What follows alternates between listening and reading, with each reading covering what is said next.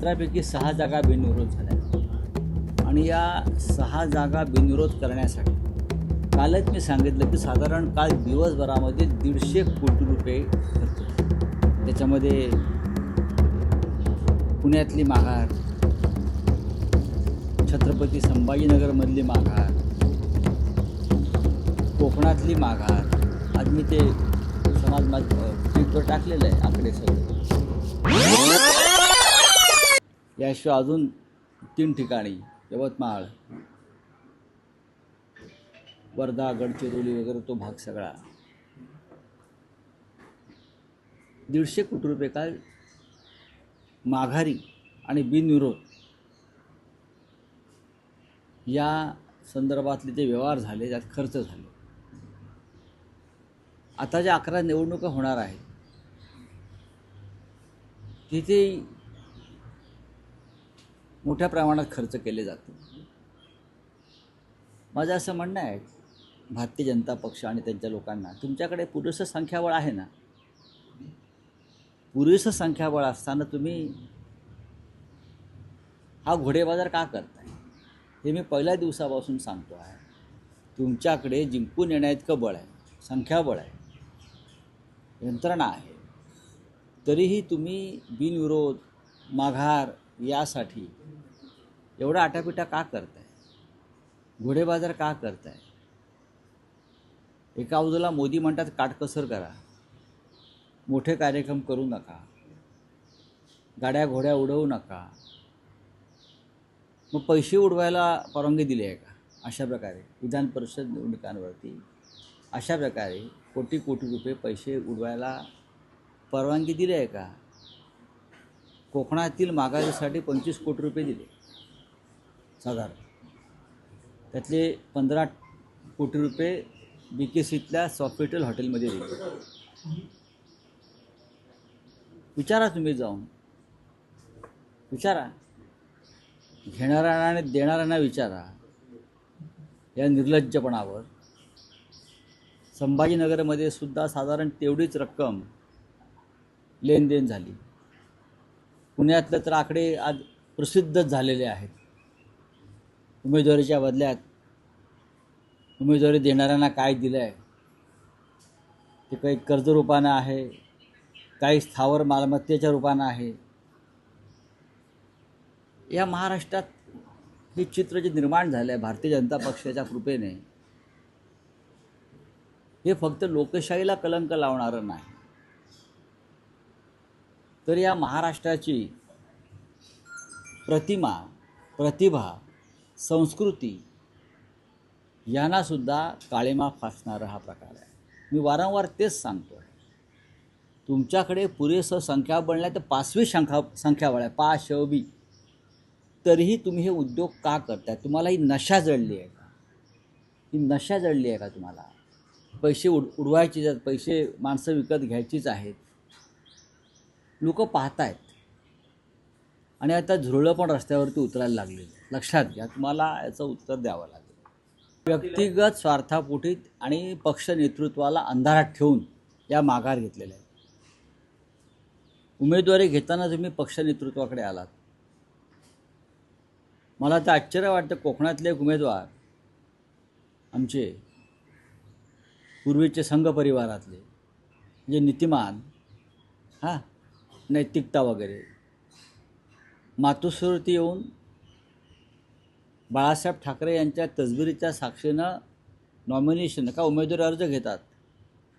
तिथून ते सिद्धिविनायक मंदिरात जातात, सिद्धिविनायकाच्या पायाशी तो उमेदवारी अर्ज ठेवतात, सिद्धिविनायकाचे आशीर्वाद घेतात, कपाळाला सिद्धिविनायकाचा शेंदूर लावतात, काय ते लावतात, प्रसाद घेतात, पिळा लावतात. हिंदुत्ववादी ना, आणि कोकणात जाऊन हिंदुत्वाचा पूच लावतात.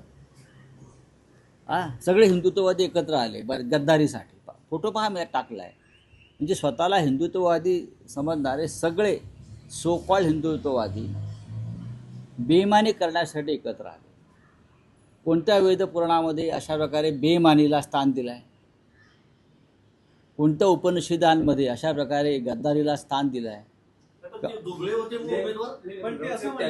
नाही, उमेदवार चोर होते हे माझं काय म्हणणं आहे. मला माहीत नाही त्याविषयी कोण भाट आहेत किंवा काय ते. जर तुम्ही माननीय उद्धवजींकडून उमेदवारी अर्ज घेऊन गेलात, तुम्ही लढताय म्हणून, तुमच्यासाठी आम्ही शेतकरी कामगार पक्षाशी सतत चर्चा करत राहिलो की त्यांच्या उमेदवारांनी माघार घ्यावी म्हणून. 12:30 वाजेपर्यंत ते उमेदवार माझ्याशी बोलत होते शिका पक्षाच्या उमेदवारांच्या माघारी संदर्भात. आणि तुम्ही साधारण 1 वाजता भाजपच्या एका मंत्र्याबरोबर कोकणातल्या जाऊन माघार घेता. याच्याबाबत तुम्ही आत्मचिंतन केलं पाहिजे स्वतः. त्यांनी आपलं काय चुकलं आहे. इतरांवरती आरोप करून काय होणार नाही. मुळात मी ह्या संपूर्ण प्रक्रियेमध्ये नाही पहिल्या दिवसापासून, आपल्याला माहिती आहे. तरीही कोकणातल्या जागेसाठी कोणीतरी जिद्दीने लढण्याचा प्रयत्न करतो आहे. म्हणून मी त्यात शेवटच्या 2 दिवसामध्ये मी त्याच्यामध्ये थोडा सहभागी झालो की त्यांना मदत व्हावी.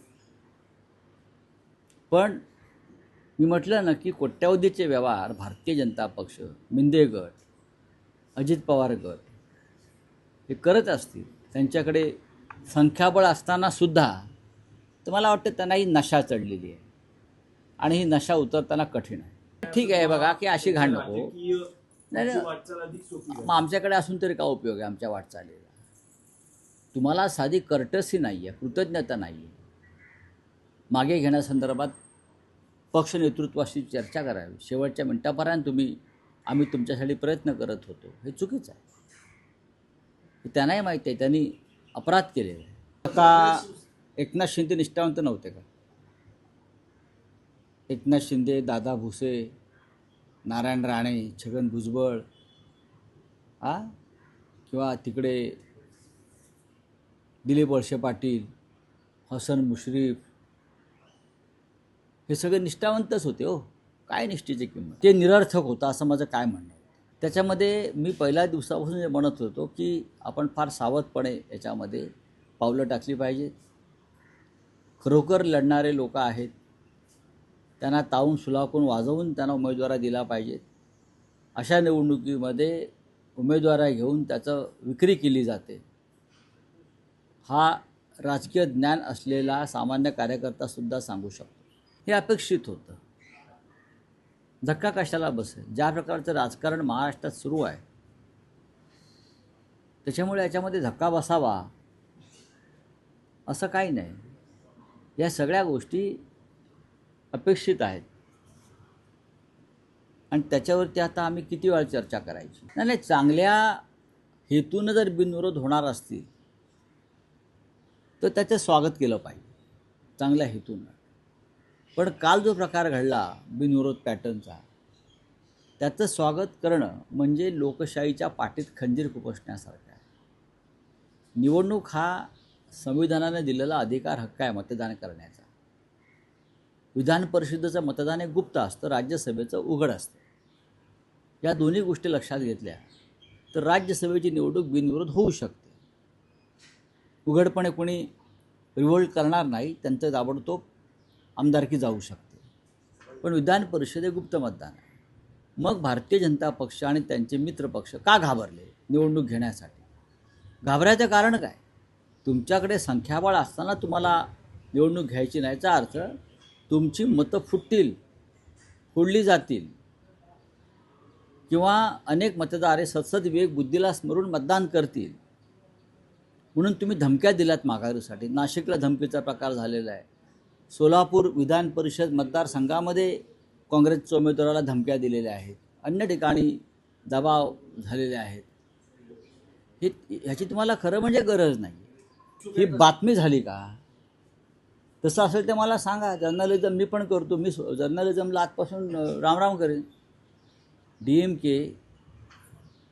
हे तामिळनाडू विधानसभेच्या निकालानंतरच इंडिया ब्लॉकपासून दूर गेला आहे, त्यामुळे फूट पडले असं म्हणता येणार नाही. त्या बदल्यात आम्हाला TVK हा एक नवीन मित्र मिळालेला आहे. त्या TVKच्या माध्यमातून काँग्रेसचा एक खासदार राज्यसभेत आलेला आहे, प्रवीण चक्रवर्ती. बरोबर आहे. एकमेव जागा जी होती तामिळनाडूची ती TVKने काँग्रेसला दिली. त्याच्यामुळे फूट पडली म्हणून काय पर्याय मित्र तामिळनाडूतला इंडिया ब्लॉकमध्ये मला सहभागी होताना दिसतो. हां, आता 8 तारखेच्या बैठकीला शिवसेनेकडून कोण जाईल याबाबत आता उद्धवजी निर्णय घेतील. त्या पद्धतीनं अमित शहा आणि त्यांच्या लोकांनी तृणमूल काँग्रेसचे उभी आडवी फूट पाडलेलं आहे, त्यानुसार ते काही करू शकतात. एखादं विधेयक मंजूर करण्यासाठी ते खासदारांचं अपहरण करून 5-25 किंवा त्यांना तुरुंगात टाकूनसुद्धा विधेयक मंजूर करू शकतात. तेवढी त्यांच्यामध्ये आज क्षमता मला दिसते. आणि भविष्यामध्ये जगातसुद्धा वापरला जाईल.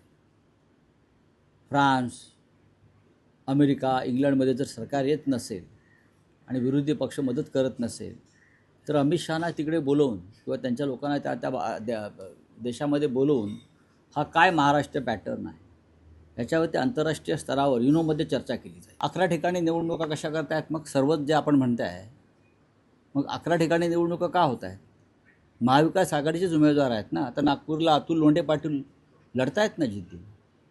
सोलापुरामध्ये काँग्रेसचे उमेदवार आहेत देशमुख, वसंत देशमुख, ते लढत आहेत.